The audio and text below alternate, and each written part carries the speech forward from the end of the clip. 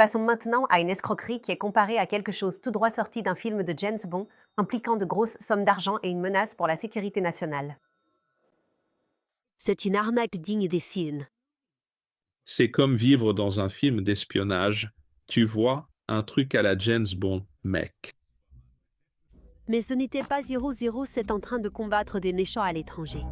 Elle a changé les codes Baxter. À la place, 4 agents nord-coréens sont accusés d'avoir prétendu être des informaticiens ici aux États-Unis afin de s'infiltrer dans les entreprises américaines et de voler de l'argent pour financer les programmes d'armement nord-coréens. Il faisait un super boulot jusqu'en octobre de cette année-là, où il manquait, peu, 30 000 $. Les suspects auraient utilisé des identités volées pour décrocher des emplois d'informaticiens à distance, dans ce que le FBI décrit comme une opération du gouvernement nord-coréen visant à escroquer des entreprises du monde entier.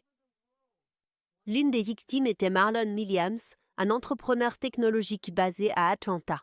Il affirme que les suspects ont passé des mois à gagner sa confiance. En mars 2022, ils ont mis à exécution ce que j'appelle le grand piratage, près de 800 000 $, puis ils ont effacé toutes leurs discussions, tout l'historique que nous avions.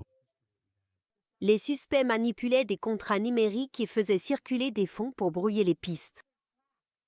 Le FBI offre désormais une récompense de 5 millions de dollars pour toute information menant à l'arrestation de l'équipe, tout en avertissant que des centaines de faux informaticiens pourraient encore se trouver au sein d'entreprises américaines.